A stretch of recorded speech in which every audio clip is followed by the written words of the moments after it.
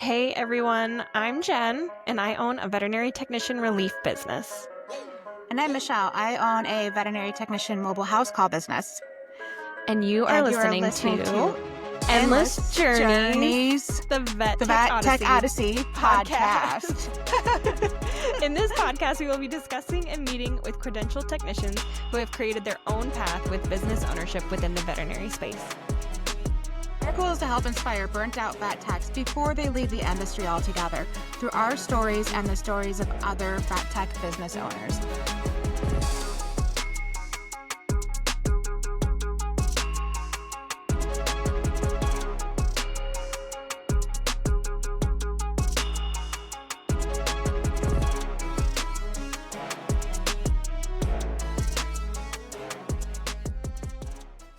Good afternoon, everybody. So today we are going to be talking about my contract. And so we're going to do a little bit of a breakdown. I'm gonna try to be as detailed as I can, but also just as short and as brief as I can. I don't want to make this episode super, super long, but I just want to get the points across of of what I put in my contract and why. So yeah, that's what we're gonna talk about today. But of course, we're gonna start off with our other segments before we get too deep into the contract talk. So Excited. I'm excited to hear it. Whenever you talk about the boundaries you put up at work and how you protect yourself, I've been wanting to see this contract since the day me and you met, and you finally sent it over to me. And I swear, it's like back in June, I'm like, can you send me that? And I feel like I finally got this secret. sorry, yeah. Yes. So even myself, this is my first time hearing a lot of stuff. So I'm all in for this ride tonight. I got my caffeinated drink and I'm ready. So Perfect. how was your week, Jen? How's your work week? How was your weekend? Anything unique, fun? I am pretty much just working 1 day a week. I think I'm taking like 1 week a month where I'm working 2 days. So, yeah, I just worked Wednesday last week and it was a nice day. It wasn't too bad. We stayed pretty steady. I was hospital again, which I really like. I like taking care of my hospital patients. And I guess the highlight of the day was we ended up doing something called stay interviews at the hospital, and they actually were kind of nice.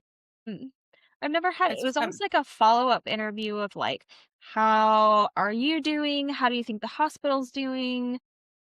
Do you feel appreciated? What would make you feel more appreciated, kind of thing. And it was funny because then the manager sat down with me. She kind of was like, just so you know, this is an HR thing and HR is making me do this. And I was like, I mean, I think that it's a good thing. And yeah. I was like, I think that these are good. Like, this is good that you're sitting down one on one with all of your employees. And even just like there was like some questions that I thought were interesting where she was like, what do you think I could be doing more of as your practice manager, and what do you think I could be doing less of? And so they were all very good questions. I would have preferred to have been asked to have like gotten the layout, because there were some really good questions where I was like, oh gosh, I feel like if I sat down and really thought about it, I could give you a better answer, kind of thing. But it was interesting because one of the questions was, do you think that your opinions and your say matters here? And I was straight up honest and I said, honestly, no, I don't feel like it is, because I'm relief. So, I'm not like a full-time employee here. I don't think I have that much say here. And I don't think and I even said, I said, and I don't think it's because of anybody's made me feel that way. I just think that that's how it is. And that's just one of the happenstances of being relief. That if you do have an opinion or you do have a voice on things, that maybe it doesn't matter as much because you're not here, I'm not there all the time, things like that. And she actually said, she goes, well, just so you know, that's not how we feel. Your opinion does matter. We do value what you think. And she said, and if anything, your opinion matters even more than some, because you are going to other hospitals and you are seeing what other hospitals are doing and what's working Yeah. for them. So if you are seeing something that's working better at one hospital, then let us know. And and I was like, "Oh, I actually never really." I mean, I guess I have thought about it that way, but this was also a hospital that I used to work full time for, and then I left. So, That one. Okay. yeah, which I feel like was a little bit different as far as, like, then coming back and being like, "Oh, we should do this better." You know what I mean? So that I'm not coming off in that way. So, it was kinda nice to hear her say that. And it's like, and I see that too. Because it's like, okay, so Jen goes around to all the other hospitals. So let us know, what are they doing over there to get all, if I was an office manager, I know I would be doing that. I'd be like, so you go all these other clinics around here?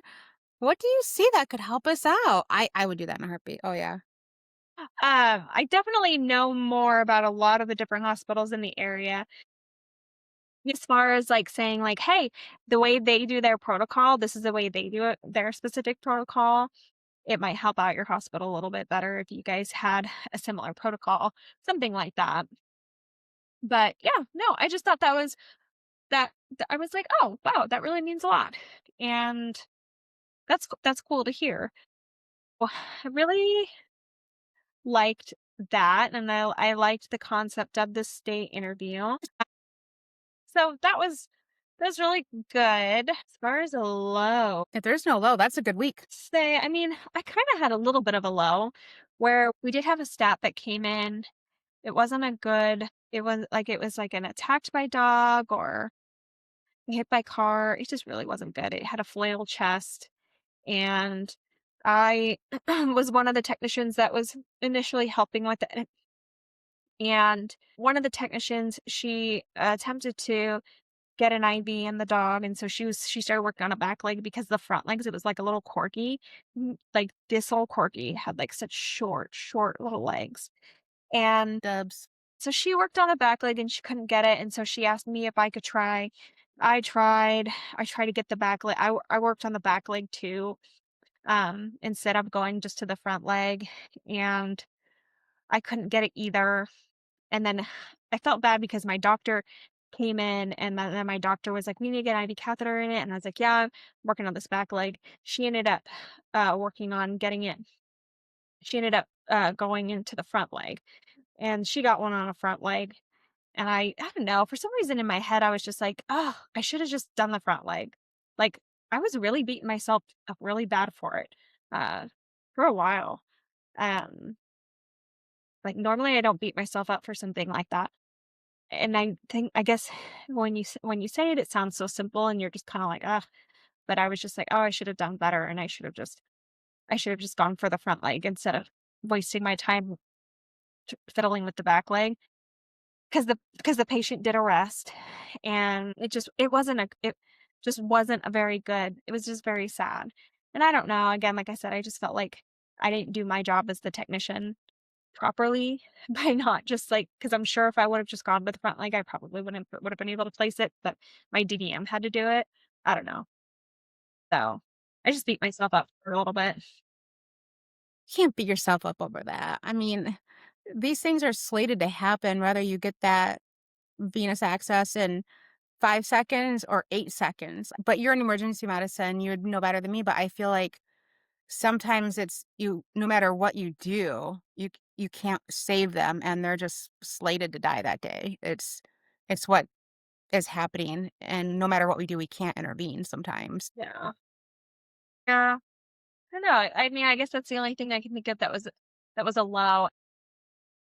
Like I said, the only reason is just, like, I just was really beating myself up about that, and I was just like, ugh, like, because at the end of the day, I am one of those people that I'm like, my DVM should be doing DVM things, you know? Like, I'm a licensed technician, I should be able to place the catheter, but at the same time, like, I don't know. I don't know. And it's funny because I don't think that way about the first technician who couldn't get it in at all. Like, I don't think that way about her at all. So I don't know why I would think that the DVM would be thinking that way about me. But I also do have to say that I think I'm a little bit harder on myself sometimes because I do have, like, the second guessing of, like, since I've been pregnant that, that I'm not as on top of things as I used to be. Like, Like, my baby brain has been getting in the way, or I'm not as fast, with some things as I used to be, or, maybe I don't catch little things like I used to all the time. I'm just not as sharp as I was before. So, I'm being hard on myself. So I assume that everyone else is also thinking the same things about me a little bit. So that's just an internal problem that I have right now. But I mean, but that's just the that's just my thought process sometimes. Yeah, I mean, I think you said a couple of episodes ago, it's almost like an identity crisis Yeah. because you're so used to being that it girl that's on top of it, that gets it done, that on dancing on your A game 24/7 to second doubting yourself because you got all these crazy hormones that are Yeah. doing, I don't know what hormones do, but they're just making you second guess yourself. Right. And, And 'cause, yeah, yeah, and I think that that's probably more of what it is, where it's like I used to just be able to make a decision and know that that was the right decision, and stick to it. But now I feel like I am second guessing myself a lot on certain decisions where, you know, I'll make a different decision and then I go back and I'm like, God, why was I even thinking about it that way? Like, I could have just done it this way. Things like that. And that's just a perfect example of me being like, why was I trying so hard on that back leg? Like, obviously, so and so couldn't get it. I should have just switched to a different leg. Should have just should have just done our front leg. So I don't know. It's just like little things like that where I feel like, well, gosh, if I wasn't pregnant, I probably would have just done that. I don't know. Like, sometimes I just feel like it's weird. it's weird. It's like a whole new brain in It you. really is. So Yeah. yeah, like it's like rewiring sometimes, and I'm just like, and then I'm like, why did I do that? Why didn't I just? So yeah. So that I would say is probably my low light, and then I was a little bit harder on myself probably, and I bet you the doctor, and, like, even thinking about it now, I'm like, "Oh my god," like, it's almost like one of those embarrassing moments when you're laying in bed and you're like, "Oh, why did I do that?" Like, I think God, yeah. and then you're like, "Oh my gosh, that doctor probably thinks I'm an idiot." But it's like, maybe they don't, like, maybe it's not even something that they're even thinking about, but You do that too? Do you lay in bed and all of a sudden you're like, "Oh, I I look like used an idiot." I do that all the used to, time. but I mean, I used to do it all the time, and I feel like I'm doing it more now.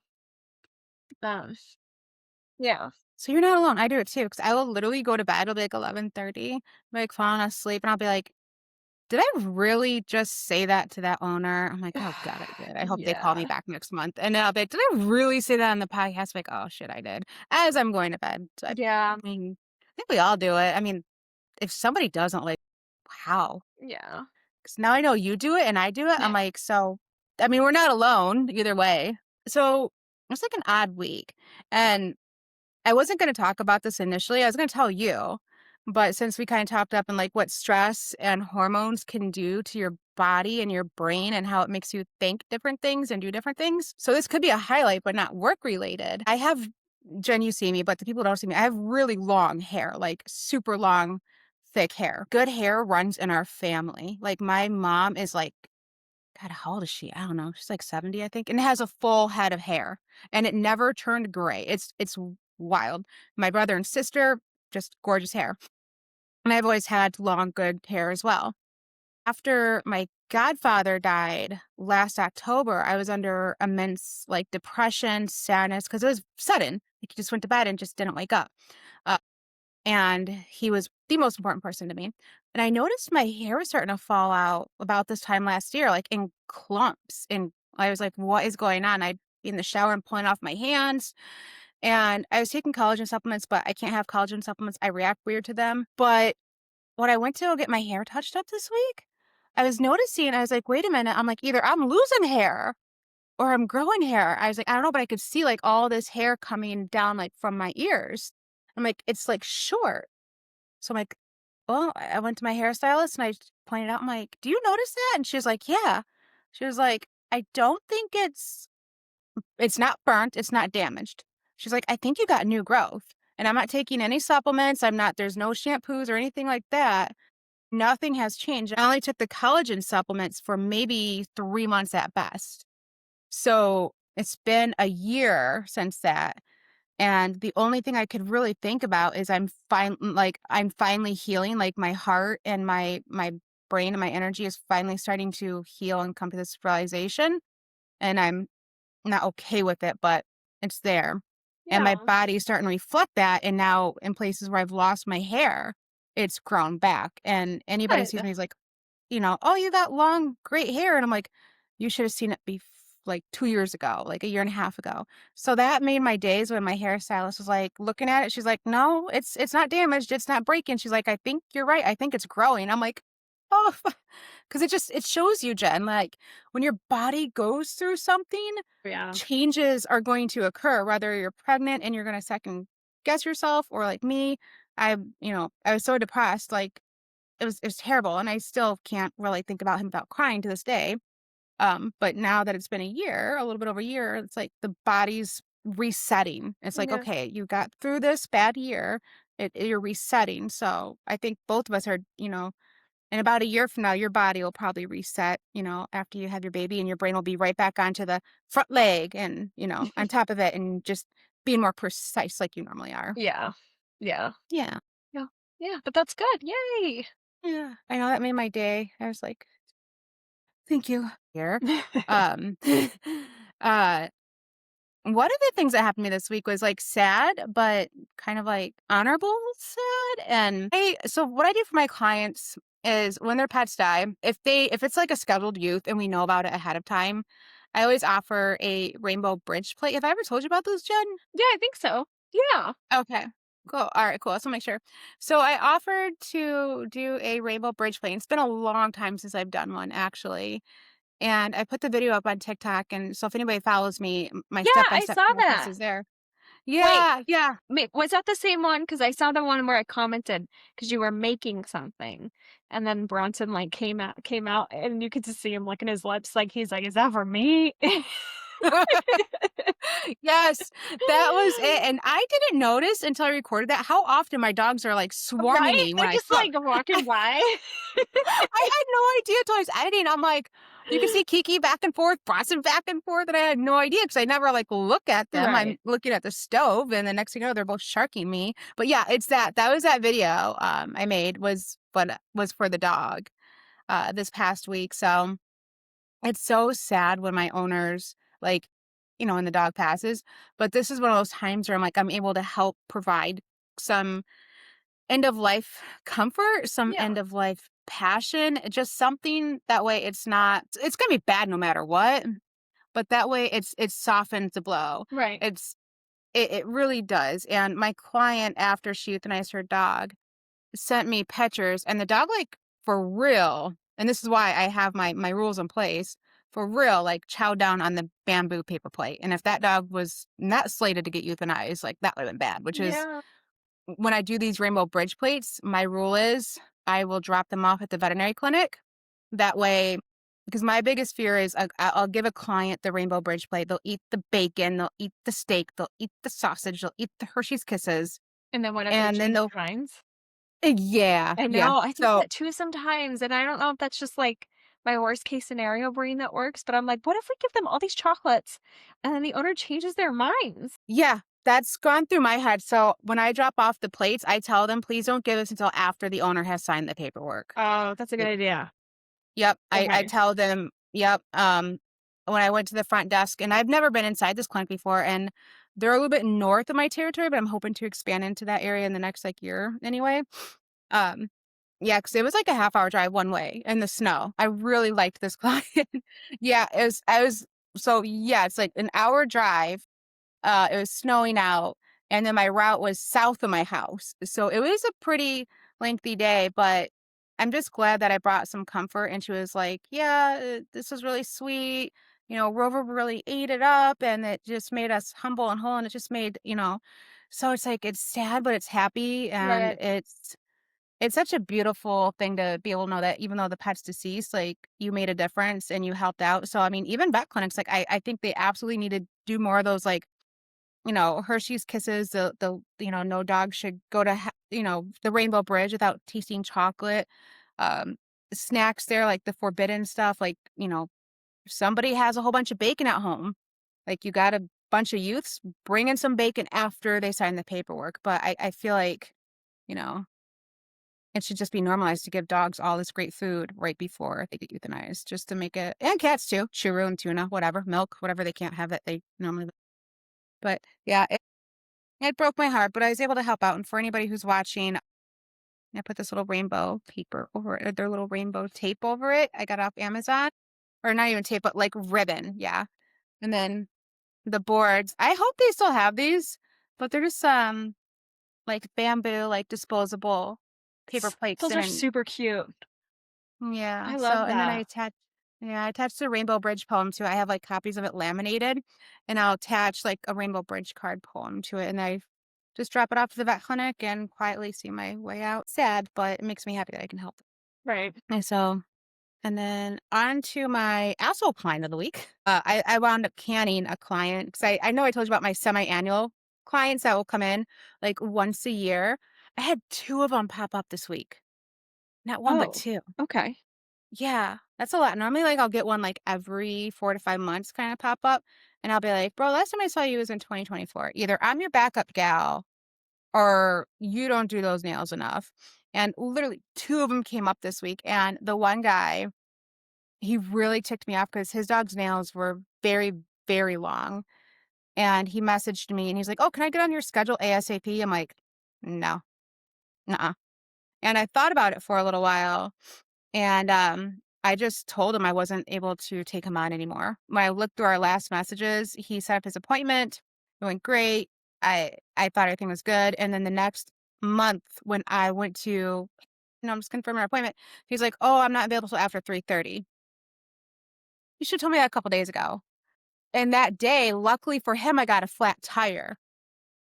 And so I was running behind because I told him my route is scheduled to end at 1. Once I'm done, I'm done. You didn't let me know this time constraint, 2 days before, you're just now letting me know, so I'll see if I can make it, but I was, like, much more polite about it, but in my head, that's what I was thinking, and then I think it was, like, 4 o'clock. I was like, "Oh, I'm at the appointment before you." He's like, "I'm sorry, I gotta leave." I'm like, "What the fuck?" And again, this was a couple years ago, so when he messaged me this week and he's like, "Can I get on your schedule ASAP?" No, no, and I told him, "I'm just not able to take you on as a client this time." He's like, "This is what I'm not dealing with." Right. Good. "I saw what you did to me, a year and a half ago. You're not gonna repeat it." And then today, right before we hopped on, it happened again with this little old lady. And I hate to say it, but elderly people can be difficult to work with. And I know a lot of people are going to hate me for that and get mad, but I'm sorry. It's just what I have observed. Elderly people can be quite particular. But yeah, because And they yeah, expect you to drop everything for them, but they yes, won't do the same for you. yes. And that's what this lady did, Miss Smith. So I called her out on her shit today. Maybe I just was not in the mood, but I'm like, I'm not dealing with this. But she had done something very similar about a year and a half ago. I literally arranged my day around her bridge card game. She was like, I need to get done first early in the morning so I can go off my bridge club. I'm like, okay, I can kind of adjust the route a little bit. And I did. And then it was one of those things where I called her, texted her. I texted her the day before because it was still in my text message history. Hey, I'm just confirming my appointment. She's like, oh, I need to reschedule. I took the dog or cat, I think it was a cat at the time, to the groomer. I'm like, I expedited you on this day. Like, come on. And I didn't hear back from her until literally today, and that was I think it was, like, last year around this time, and when I called her back, I was prepared. I'm like, "No, you're not doing this again."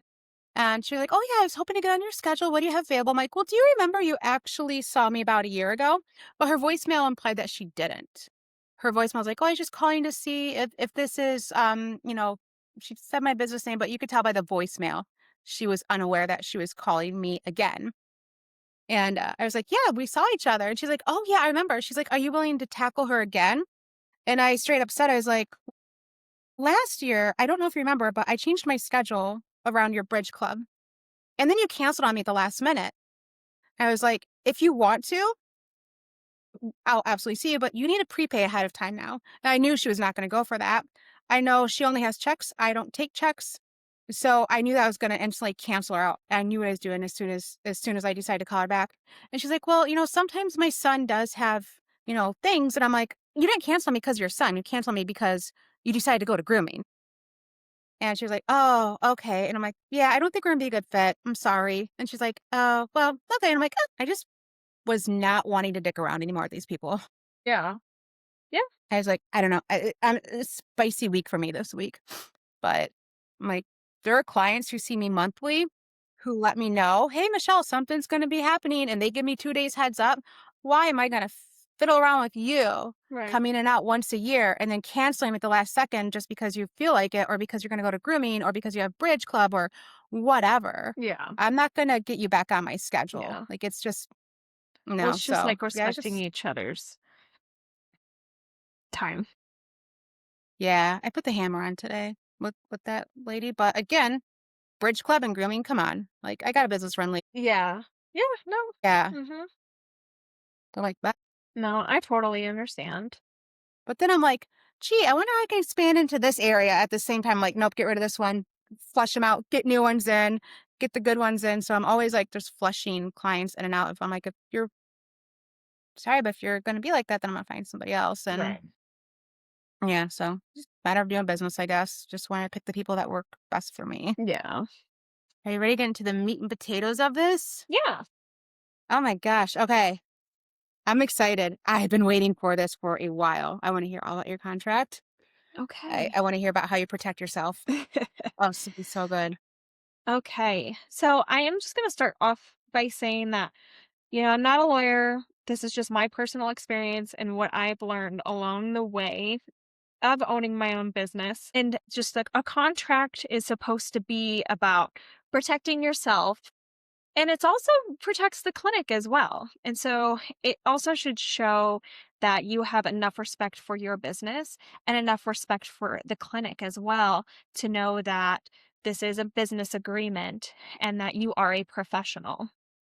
So I know that contracts can be intimidating, and I know that there are some clinics that have been like, oh, a contract, like, oh, there's no need for that, and things like that.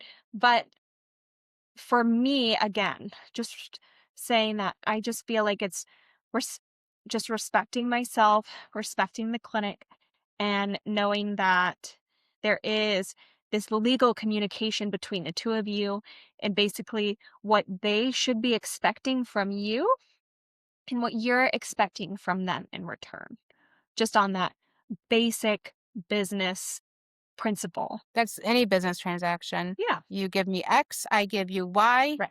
We make this deal And happen. it's in Yeah, and you it's set all those in writing. expectations. Yes. Because there can be lots of verbal things that are said, right? But when things are said, like in an interview and things are verbal, it's always in passing. And so you can say, "Oh, yeah, they said that they would pay me this much," and that's what was said. But then when all is said and done, maybe the payment isn't the same because it was never written down or there was never anything signed. And then they can go back on that and say, "Oh, well, I don't remember that."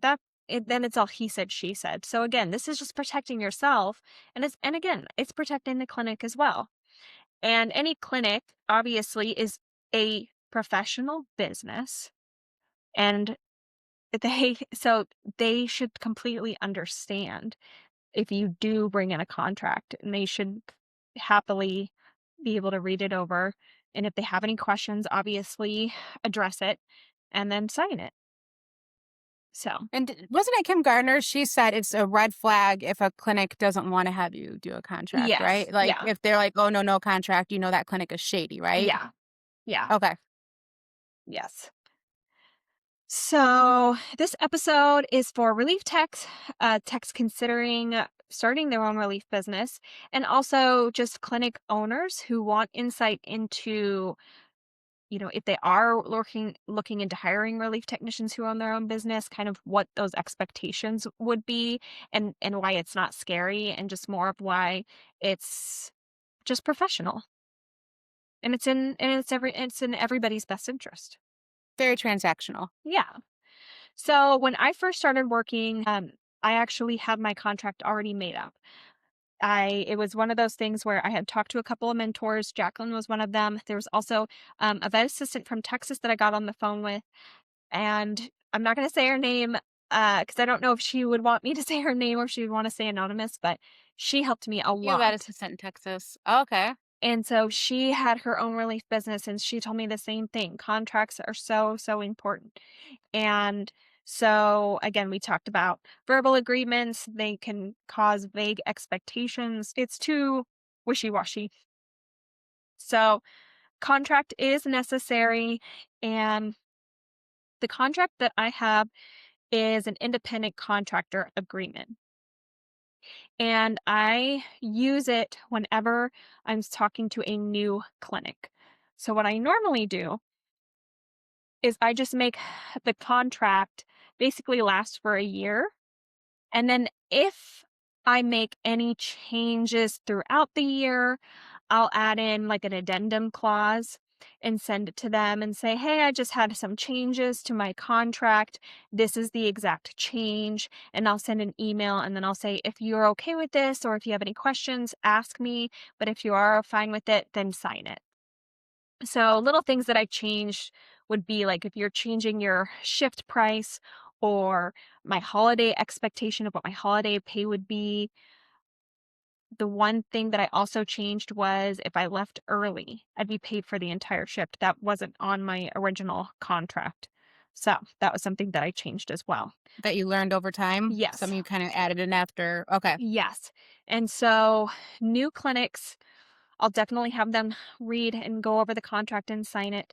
And then about every year, if I'm renewing that yearly and they still want to work with me, I'm like, okay, I'm just going to hand you, even if it's the same contract. That way I just know that, okay, this year I have these clinics and they signed the same contract or they signed the contract for this year. And then I kind of have that in my files. And how it's presented, I basically present it during the booking process. So if they're booking me, and usually we have an interview and we talk about everything, and then they send me the dates, and I'll say, okay, I'll send you a pre invoice and my contract is what I do. So I kind of send everything all at once. And the pre-invoice will have the dates, the hours that they are wanting me to work, plus my travel, and if they're going to be paying for my stay. So that'll be on my invoice. And then I'll also send my contract as well. Like the layout of your contract, like, I've looked it over, Yeah, and it's very, like, user-friendly, like, and obviously, we're not gonna show the contract, but she has sections, she has the important part in bold.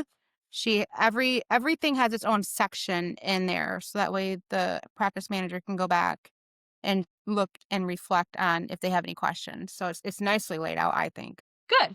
Yeah, it is a lot of information. It's 7 pages. So, and it is, I will say, it's a lot of uh, legal jargon as well.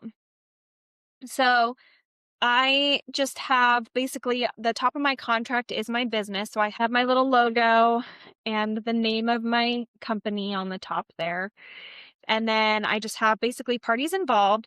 And so what I start with the contract is the services I do provide, just like very, very clear. So I have that this agreement is made between myself, so my full name, referred to as veterinary technician, and then the name of the clinic.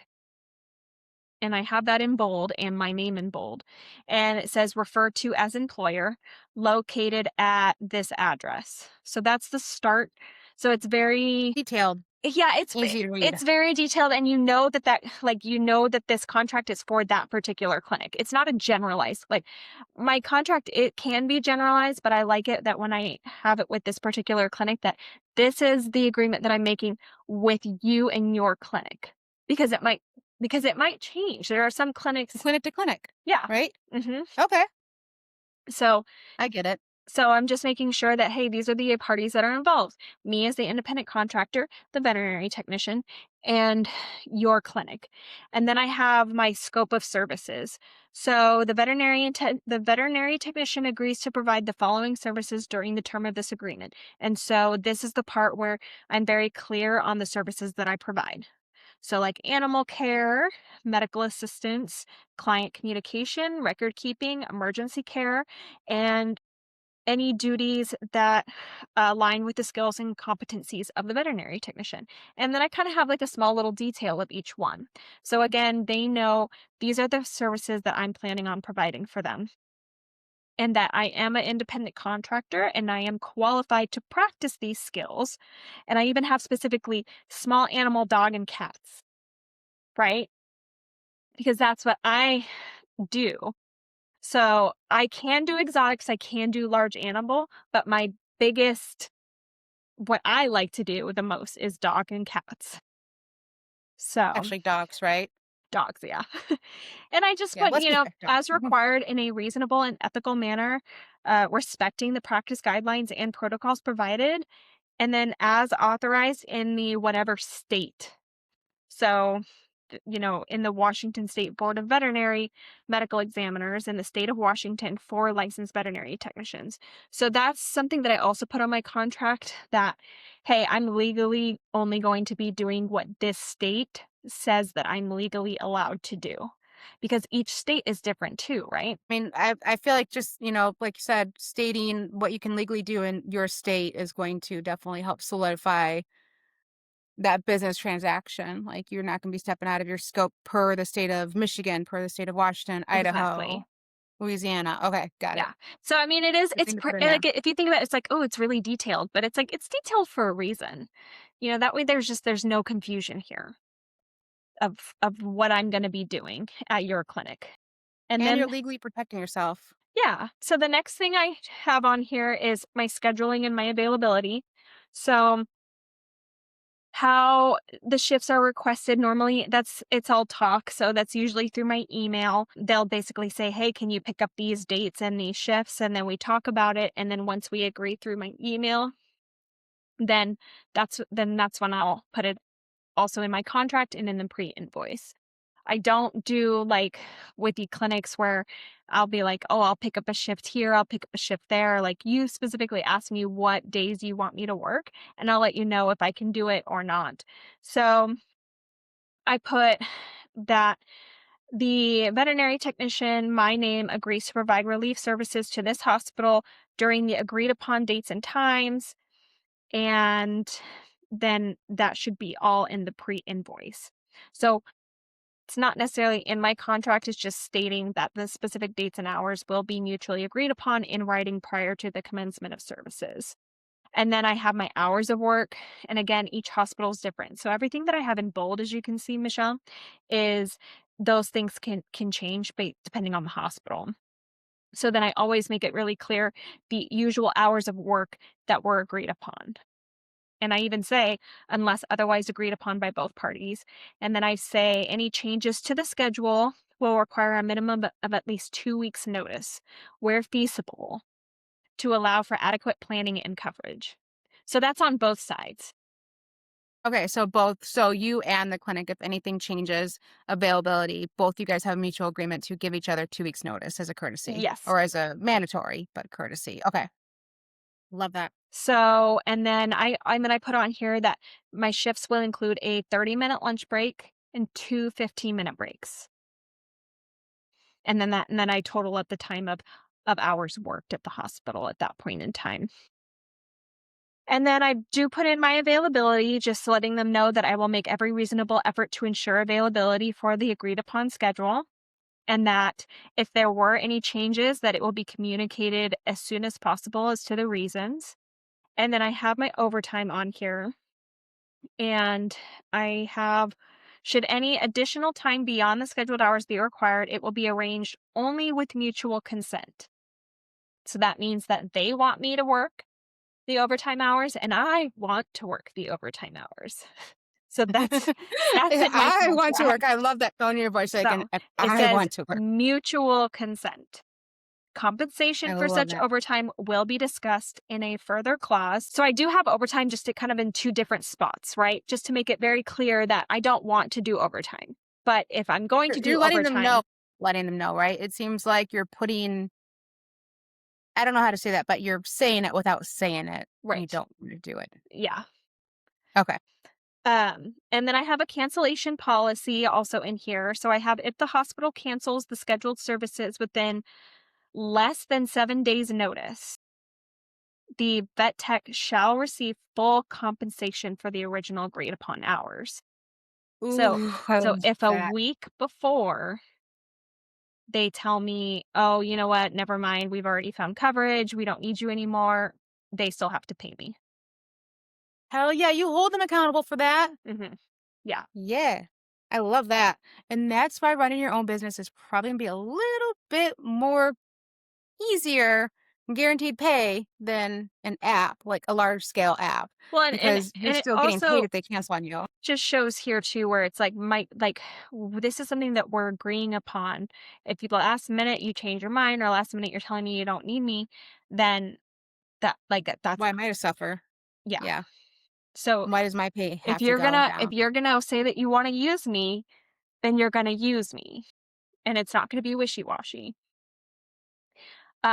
So then I have on here if the cancellation occurs with more than 7 days notice, at least 50% of the shift's compensation shall be provided. So you're meeting them in the middle if something does happen, as long as they at least give you 7 days. You're giving, to me, it looks like you're making them a deal of sorts, like, "Hey, 7 days, you can still get something back."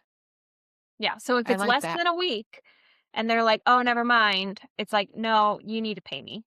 But if it's more than a week, then it's like, "Okay, well then I'm asking at least 50% compensation for what we discussed So you set aside because I time for booked them. you guys." Yeah, Yeah. And that then makes sense. yeah, so then I have my pay structure. So I do a shift rate. I don't do an hourly rate. Again, just for the fact of it's full shift compensation. So I put on here the service provider shall be compensated at a rate of however much I want to get paid per shift, payable in US dollars, and then I do have on my contract that rates are subject to change. So that's very clear too. That as time goes on, my rates are going to change. Inflation, holidays, Yeah. weekends, last minute requests, like, Yeah. I that leaves room for you to pay yourself. Hang on, let me take that back. That makes room for you to allow yourself to get paid based on when you're working Right. as well. Yeah. I like that. That's smart. Okay. So then I do have just a clause on here that says full shift compensation. In the event, so this was the one that I added in later, was in the event that the vet tech is asked to leave a shift early due to low activity or lack of business, the technician shall receive full compensation for the originally scheduled hours of the shift, regardless of the actual hours worked. This ensures that the technician is paid for their availability and commitment to the agreed upon schedule. So yeah, I added that one in later. Is it one of those things where you discovered, like, 'cause I know with at least my contract with my clients, it's things as I go along, I've added in based off of, "Oh, shoot, I don't want this to happen to me again. I need to put this in my contract." Like, it wasn't built day 1. At least mine And wasn't. so it was one of those things too where it never actually officially happened to me. Like there were some times where it would be kind of slow and they'd be like, "Do you want to leave early?" And I'd be like, "No, because I traveled all this way to be here and I'm literally only here to work. I'm not at home. So, no, I'd rather stay here and be paid or else it's not worth it for me to be here." So then it kind of scared me a little bit because I was like, "Oh, what if like they forced me to leave? What if they were like, 'Well, you just need to leave?'" Then I was like, gosh, I should put that on my contract that regardless that so no one ever it never actually officially happened to me, but there was just something that I thought about after that people had asked me if I wanted to leave early because I was always like, "No, because I've traveled all this way to be here. If I don't work the full shift and I don't get You've paid wasted time again. everything, then it wasn't worth it for me to drive 3 hours to be here." So, that was something Yeah, that I had makes thought about.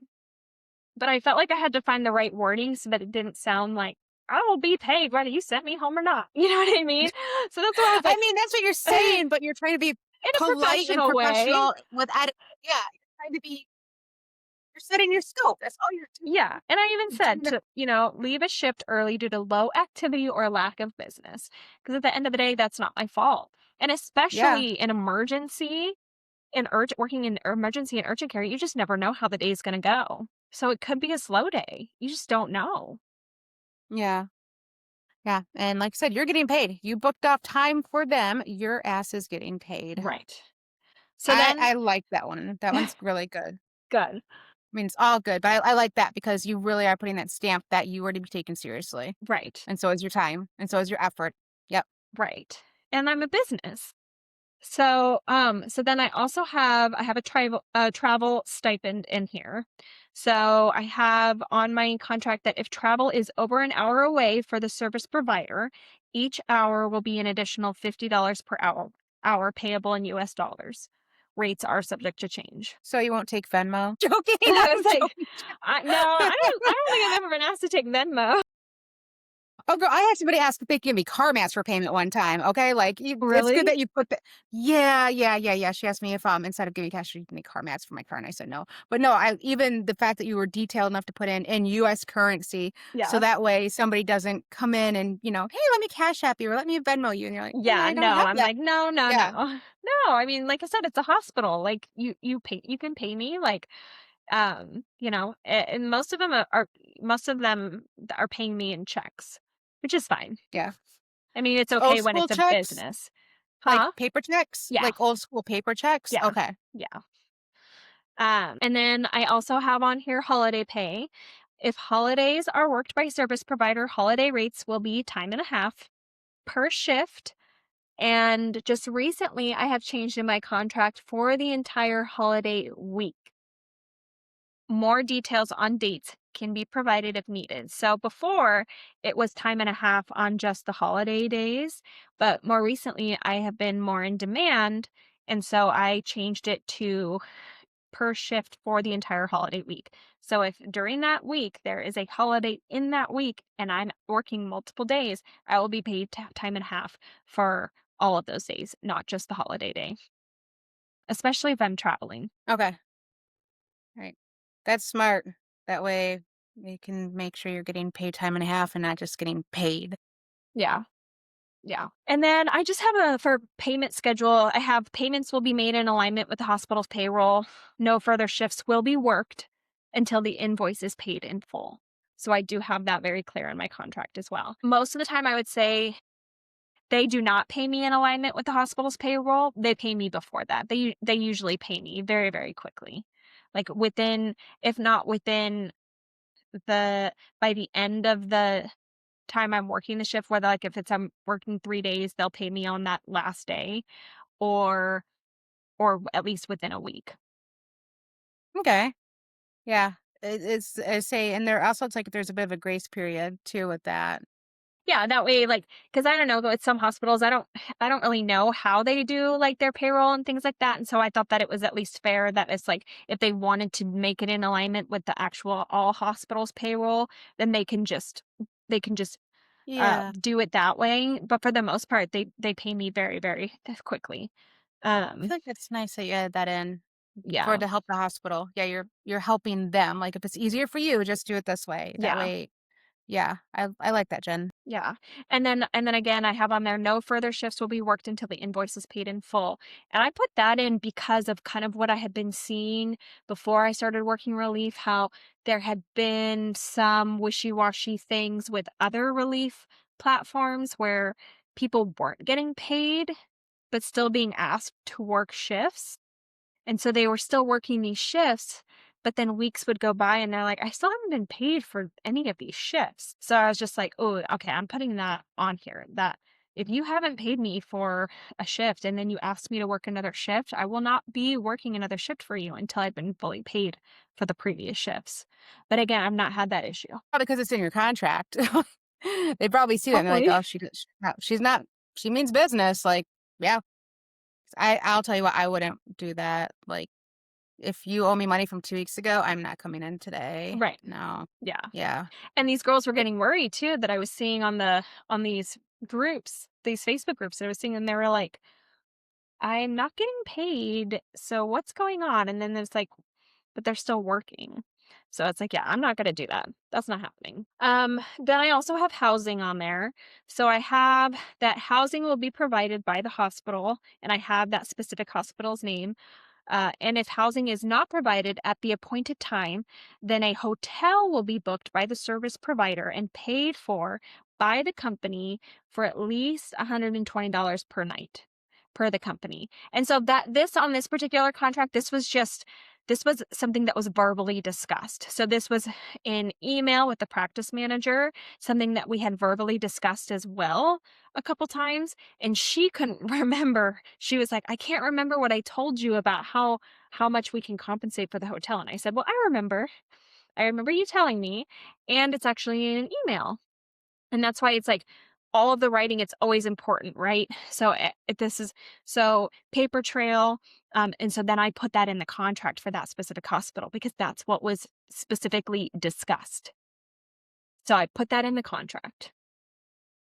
Good. I like it. And like we say, if you don't write it down, it didn't happen. And you were able to reference right back to that email. You're like, well, actually, it's in there. If you go Right. to I page screenshotted it. five, I sent it section to her, two. and she was like, "Oh, thank you for the reminder." And I was like, "Yeah, no, I remember." And then so then I just put it in the contract because why not? hmm Yeah, why not? It's just It's another just layer something that of was discussed. It was something that it was paper trail on the email, like, put it in the contract. So, that was something with that specific hospital that they had promised me.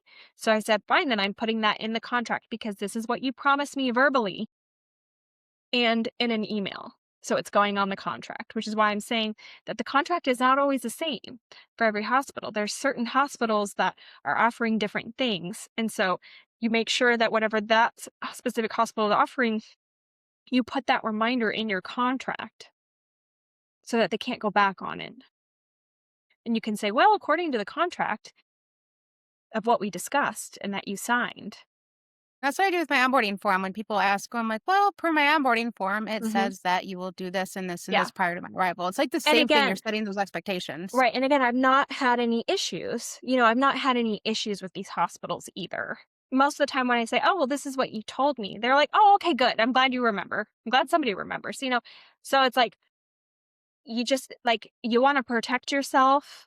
Thankfully, I've not had the issue of any pushback, but there might be hospitals out there that do give you pushback. So again, that's why I'm like, So, yeah, you get it in writing and you have them sign it. So, and then invoicing, I just have that the service provider shall submit an invoice to the client for services rendered in the preceding period. All invoices must include a detailed breakdown of services provided.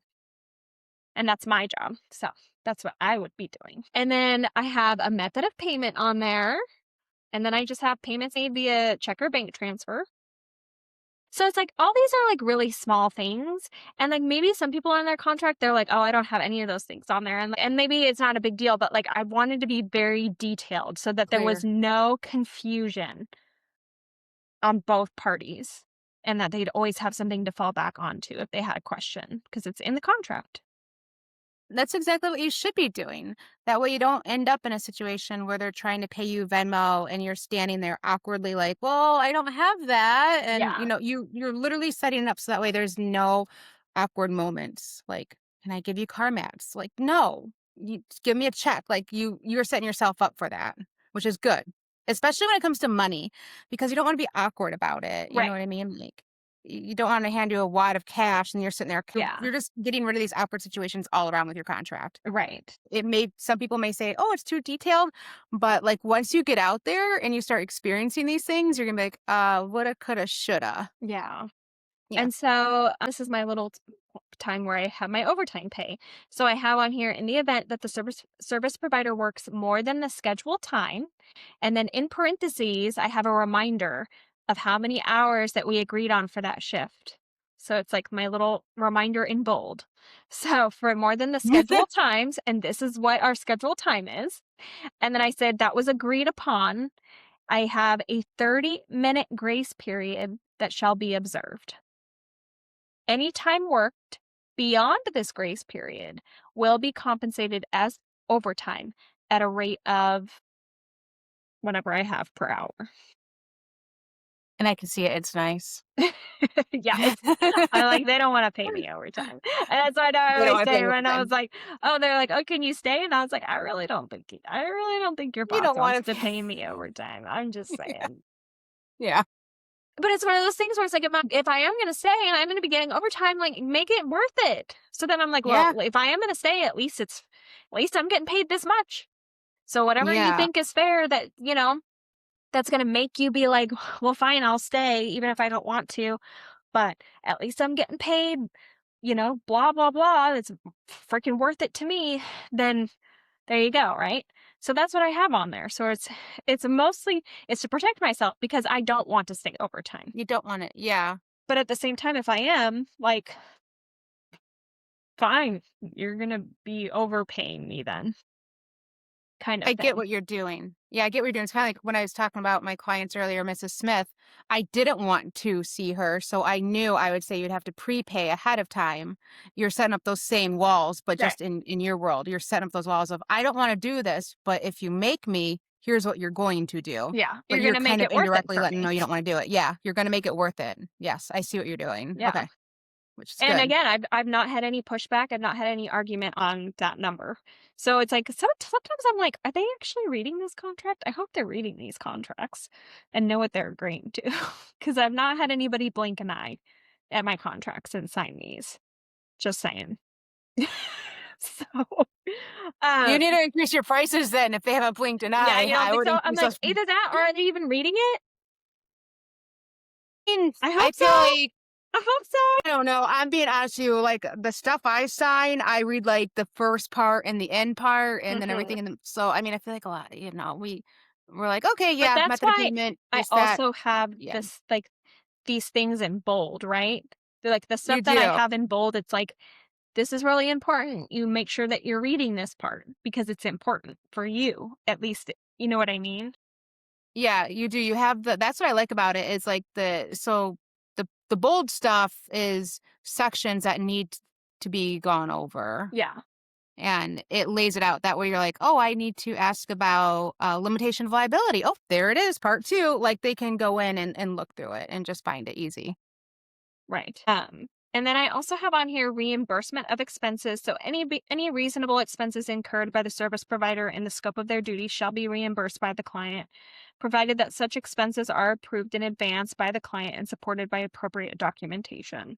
So that just means that if there's anything that I've spent money on that I really shouldn't be spending money on, that they would just reimburse me on top of that as well, which I really don't see that happening so much in this kind of an aspect, but I thought it would be good to just add on there just in case because you just never know. Um, but I don't know. It was something that I thought would kind of just save my butt if anything were to happen. Because if I'm paying out of pocket for something like randomly, and then I'm like, oh, I hope they pay me back for this. And then they don't. Don't. Yeah. And you're like, It well, hasn't you should have happened. paid I don't that. think it will happen, but it is something I wanted to add into my contract because you do see it happen at hospitals a lot. I've worked at hospitals where I'll be like, "Oh, I'll just pay for that real quick," and then you're like, "Oh, like, okay, well, we'll just pay you back on your next paycheck," or something like that. So that's on there, and then I have the duration of the contract and how long that will last. So I have my term of agreement, and then I just have that this agreement shall commence on, and then I have the specific date, and shall continue until terminated in accordance with the provisions of this agreement. So for the most part, it's just me saying like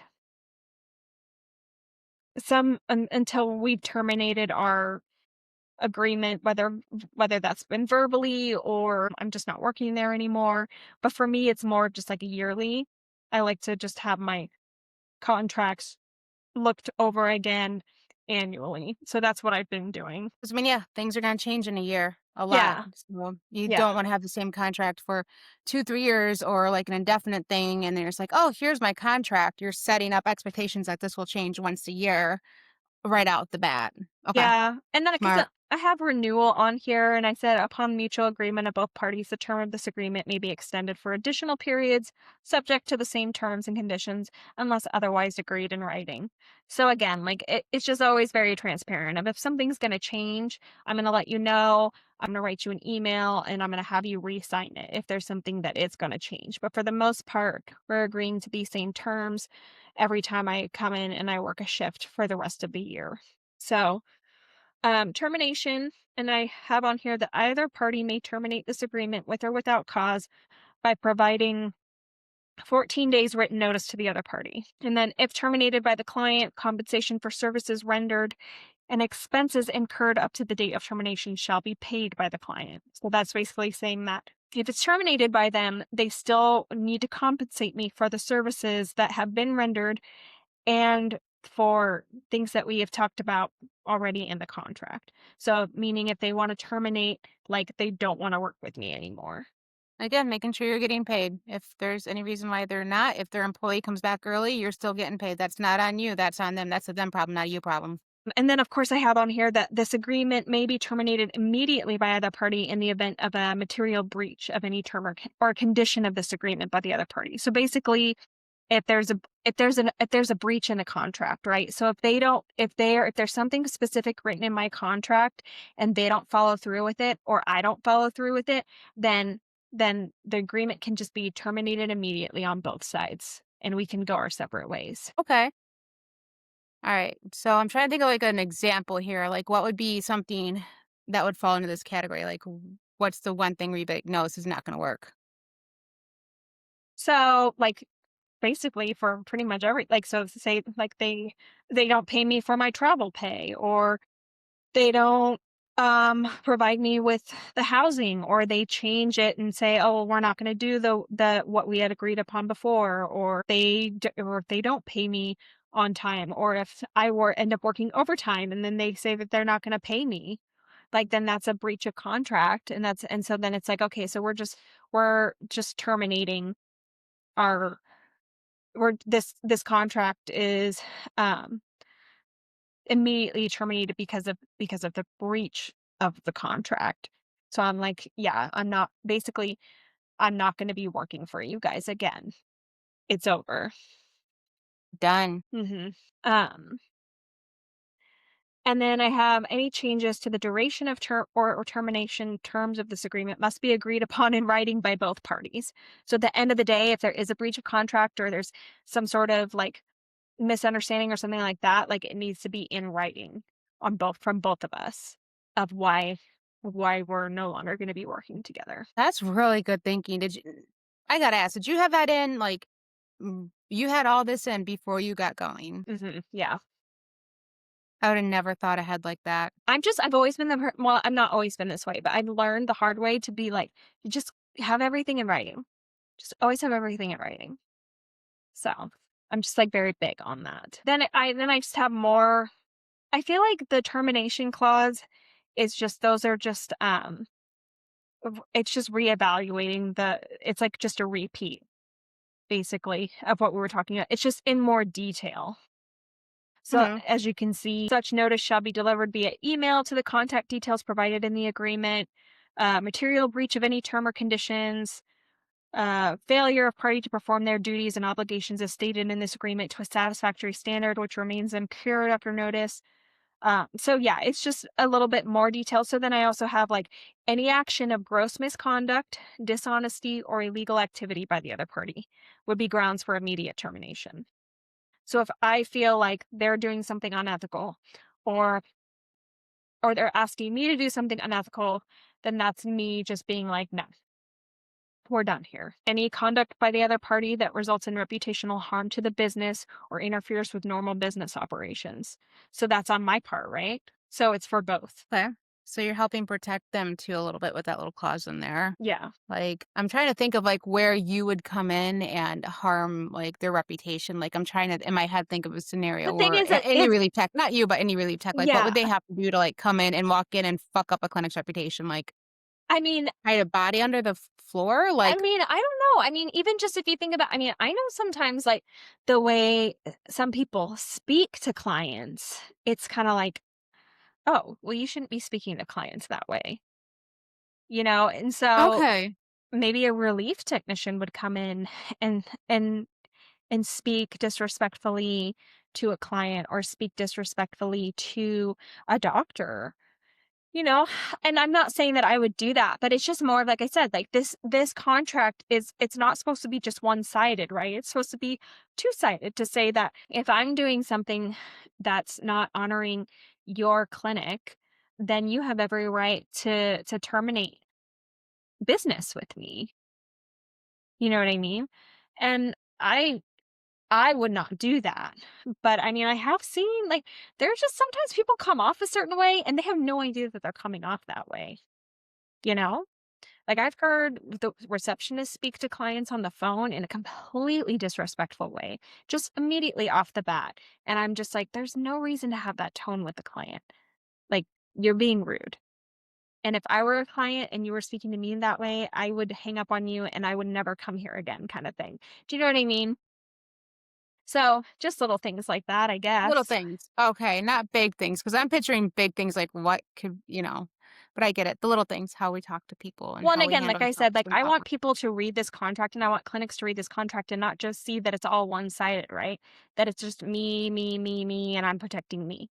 It's both sides. If you guys are seeing something that you don't think is right on my end, then you have every right to terminate things with me as well. So, uh It's really big of you. Mine's one-sided. Now that I'm listening to you, I'm like, yeah, mine's completely one-sided.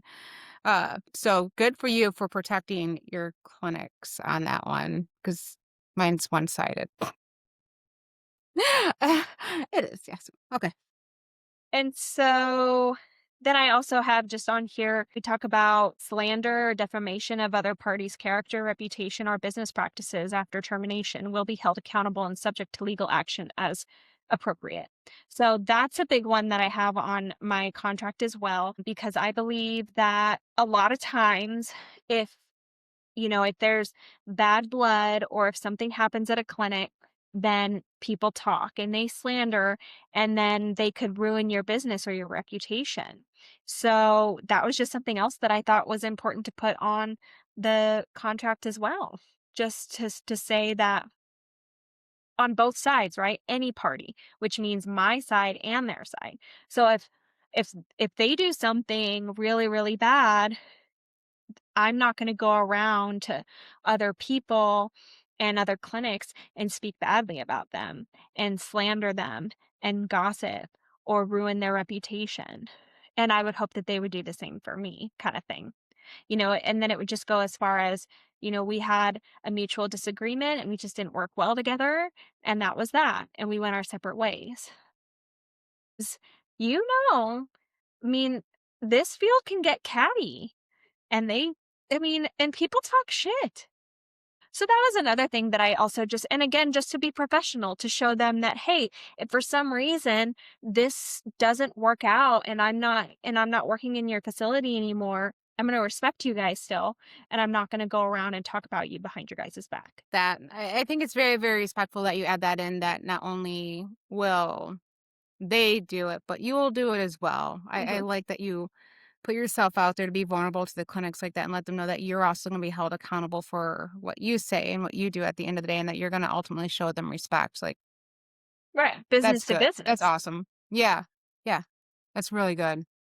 So, I feel like a lot of techs would be catty, and office managers like, oh, we hired her and, she had the audacity to eat lunch in the doctor's office. Like, how was I supposed to know? Come on. Like, right. yeah. So that's really good that you had that in there. That way you take all that. Yeah. So again, it's not only protecting them, but it's protecting me as well. Have I ever had to deal with anything like that? No. But again, I'm just going to repeat because I've said it enough times. I'm worst case scenario in my head with the way I think. So I'm like, what is the worst thing that could possibly happen? And how can I protect myself? And how can I protect and make sure that the clinic also feels protected as well if something were to happen? What would happen? I have no idea. But shit happens. Yeah. I'm still a human being. Like, I don't know. Like, I could something could happen. So, I mean, you just never know. So, You never know. you just Yeah, never know. something weird could happen, and Yeah, at least you got yourself protected a little bit. You got the clinic protected. yeah, I have your back, you have my back. Let's be adults about this. If something weird happens, we both move on. right, and we just go our separate ways and we leave it at that. Yeah. Good. It's like a divorce clause. Yeah. Yeah. And so now I have on here, I have a confidentiality clause as well, right? So I talk about confidentiality because again, I think that it can make clinics nervous when you're moving from clinic to clinic and people talk. And some clinics like to be really private, and they don't want other clinics knowing their business. They don't want other clinics to know that maybe they're struggling with certain things, or maybe, they don't want other clinics to know that, they just, they're very, I mean, you know how it is. Yeah. Um, I mean, it's kind of the competition down the road a little bit. exactly. You don't wanna give away your ultimate secret to success to Yes, the guy down the road at the end of the day, exactly. even though you like them. Yeah, I And get it. so I think some hospitals might be a little bit more hesitant to also um, hire a relief technician because of confidentiality purposes. Like, what if she comes in and she works over here, and then she goes down the road to the other clinic and says something about, maybe like a case that maybe we mishandled, or you know what I mean? There's just so many things. So that's why I have a confidentiality clause on my contract as well.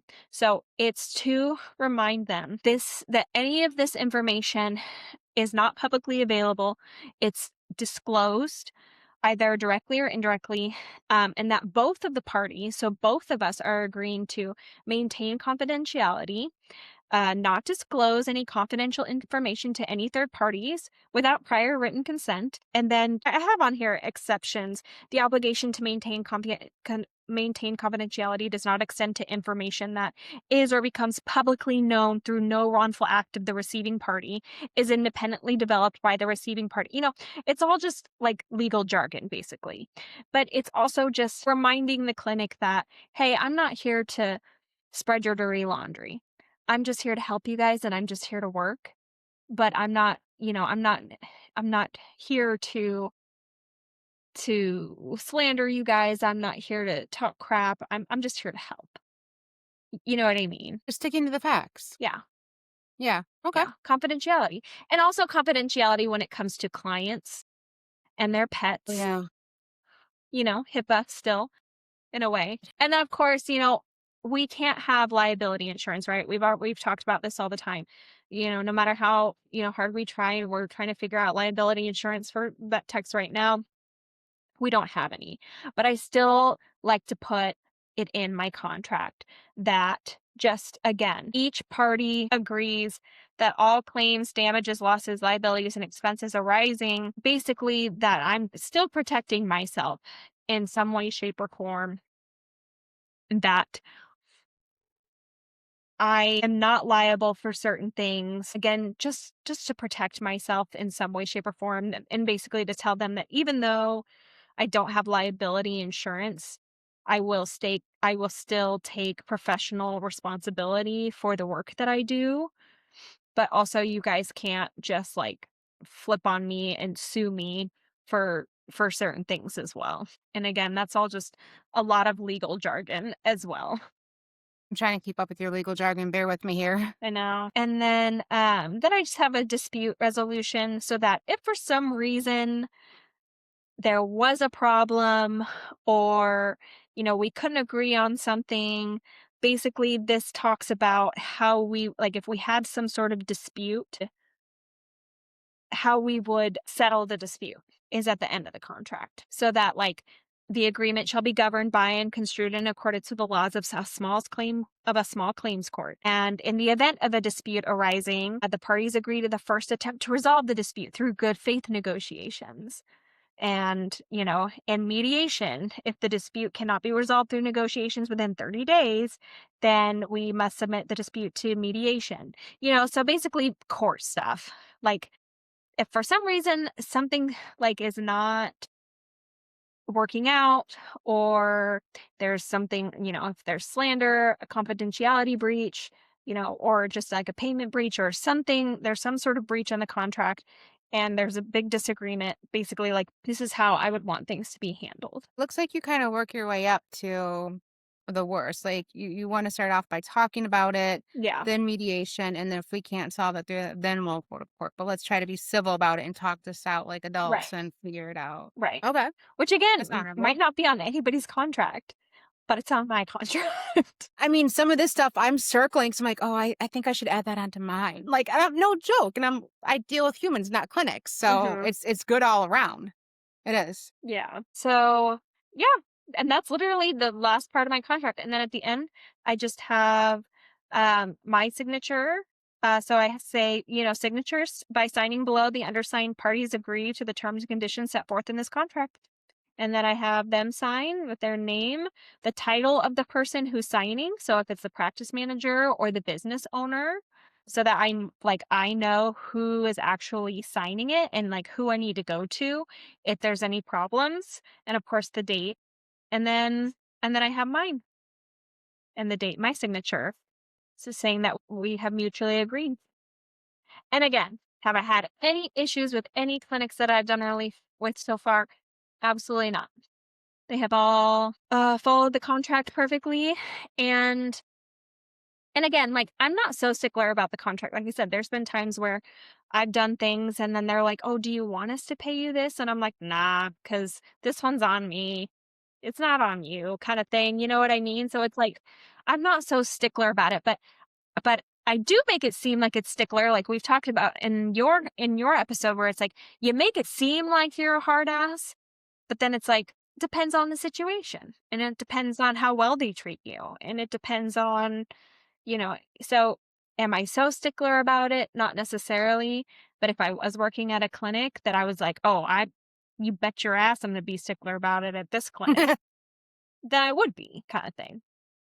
Yeah, it's like yeah, like you said, exactly the same, and when you say, like, you haven't had any issues yet, I can't help but to wonder, maybe because you don't have any of these issues is because you prepared yourself ahead of time not to have the issues by being a doomsday prepper.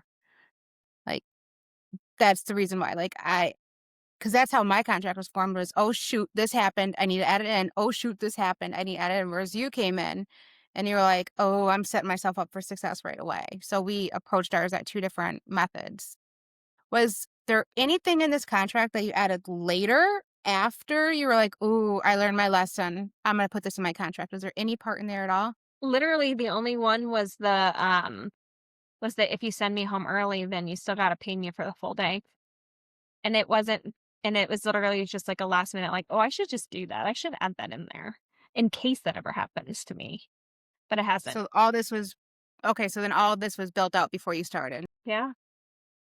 How did you do it? Because I know you don't have a law degree to my knowledge unless you haven't told me, No, I don't but have a law degree. how okay, because I was like, "Maybe you do and you haven't told me." So Then how I actually purchased, um, Mastermind, and because I remember I've told you before about my Mastermind, so it's a business, um I don't know, it's a business website that is built by, gosh, what is it? Tony Robbins. I don't know if you've heard of Tony Robbins and and his little helper Dean. I can never pronounce his last name. But they started this mastermind website, and it's all based on business models and how to start a business. And I joined that, and they have their special AI, and their with their AI it literally um tells you how you can, like, if you ask so it's kind of like chat gpt, but it's all based off of business models. So what I did is I basically put in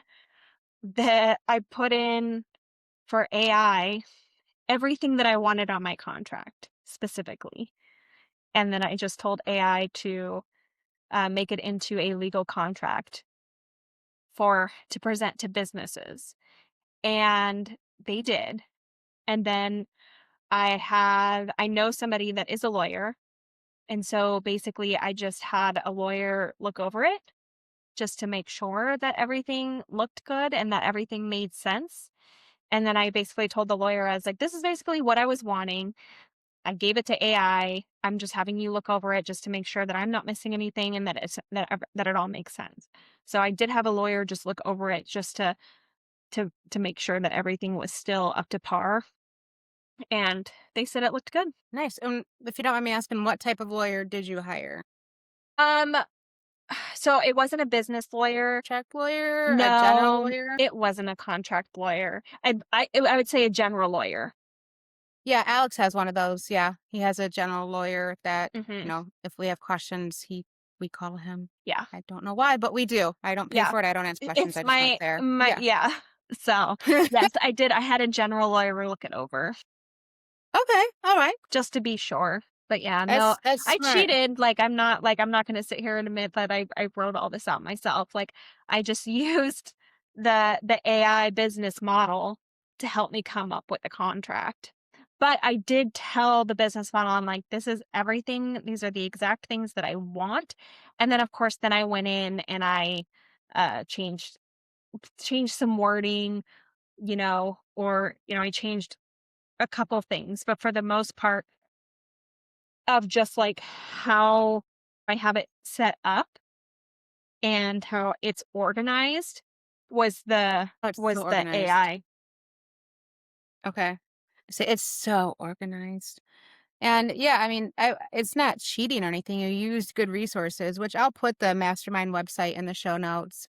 But yeah, you used resources that AI and a lawyer. So you used three different areas to kind of build this a Mhm. little bit. So Yeah, you and did with your the help research. of the mentors that I had asked too That's previously and right. You had saying, mentors. "Hey, what are things like, did you guys have a contract? And if you did, what did you put in your contract?" So I went it based off of what they had put in their contract, what they recommended, and then I went in and then I wrote out exactly what I wanted on my had AI make it look pretty and put it in like the legal jargon so that it looked professional. And then yeah, and then I had a lawyer look over it. Yeah.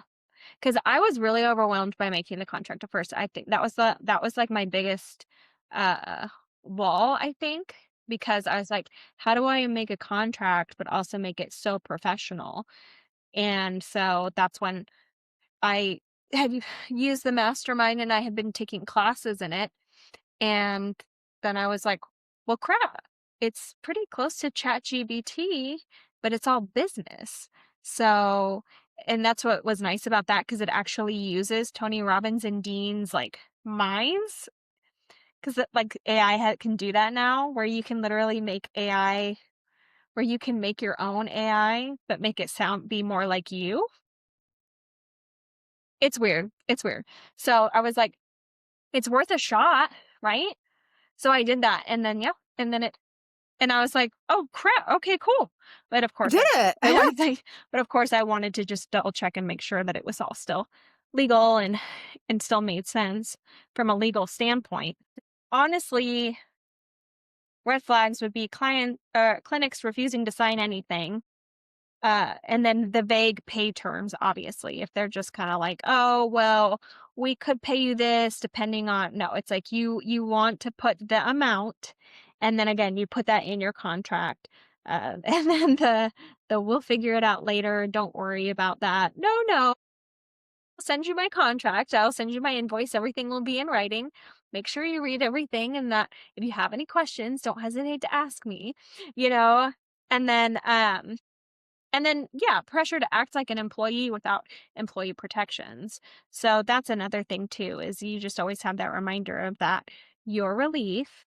So, there's just certain things that employees benefits get that you don't get as a relief. So sometimes going, what is the word I'm looking for? Above and beyond. I'm not saying do the minimum, but a lot of times, sometimes we feel like we have to go above and beyond, but it's like, but remember, you're not an employee there. You're not getting all the employee benefits. Like you are relief. And so just remember that you're relief and that you have a say. And that's for the whole reason why you have your contract. So like the staying late. You don't have to stay late. A lot of the employees feel pressure to stay late. But no, not me. I'm relief. I don't have that Yeah, I like pressure. that. Yeah, and not going above and beyond. I actually just saw in one of the tech groups where they had asked, and I don't know if you saw this, but my God, it blew my mind. And this is what I would lose my mind on is if you're working relief, don't go above and beyond to a certain extent. Like you want Right. to let them know you're here to help.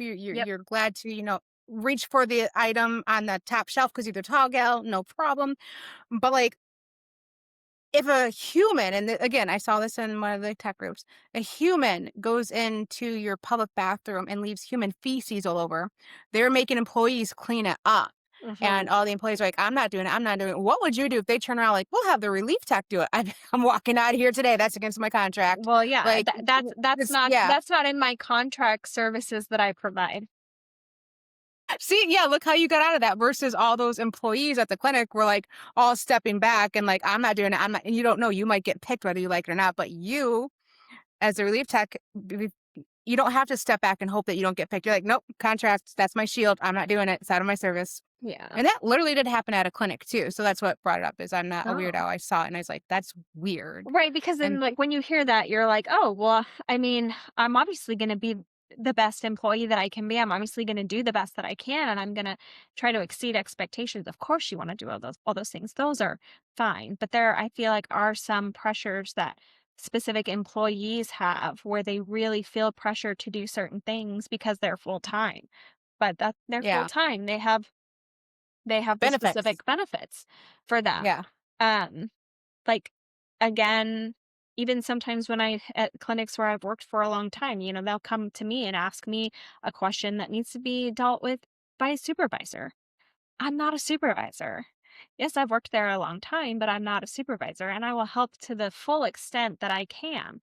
But there are some things that needs to be done by a supervisor, and that's why they're getting the supervisor benefits. They're getting paid in that sense, to be a supervisor and to supervise and to do those things. That's not a part of what I'm doing there, no matter how long I've worked at that clinic, kind of thing. So stay in your lane a little bit there. Words of the wise, stay in your lane. Don't go. um, yeah.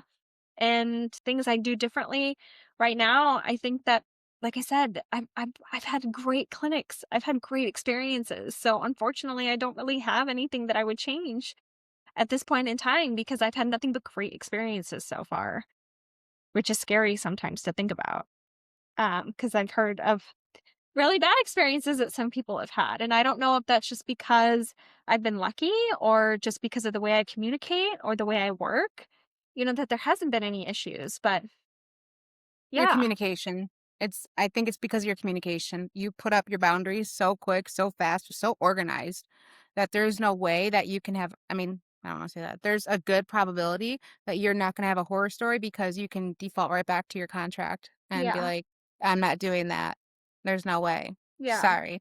That way you don't end up in that situation where you're like, oh man, this is the worst experience ever. Well, I didn't go with that experience because I put it in my contract. Right. And I'm always going to stay within my scope of practice as well.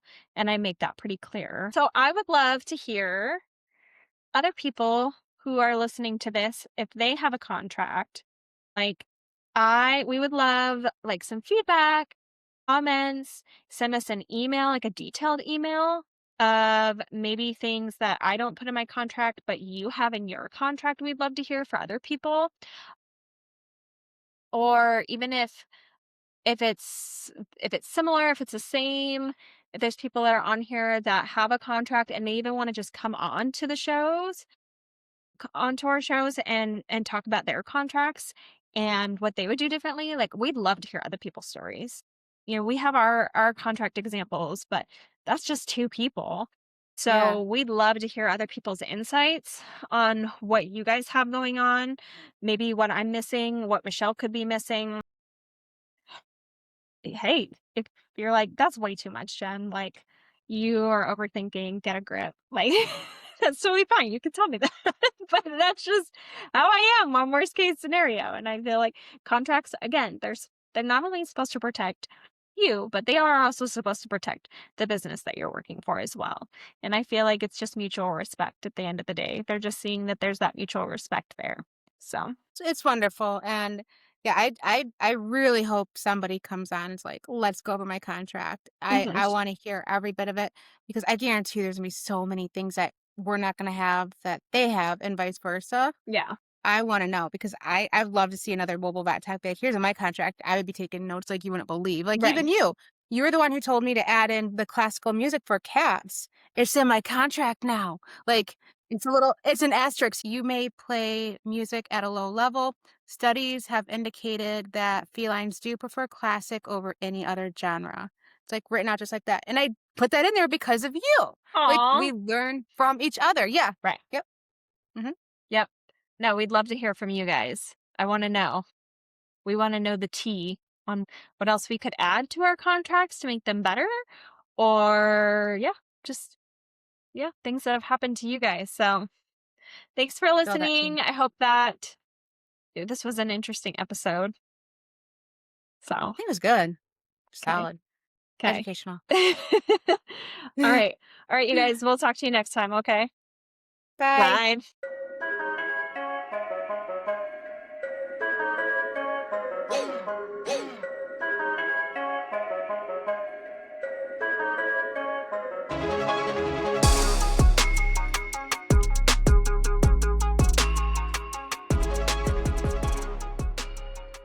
Thank you so much for tuning in to Endless Journeys, the VetTech Odyssey podcast.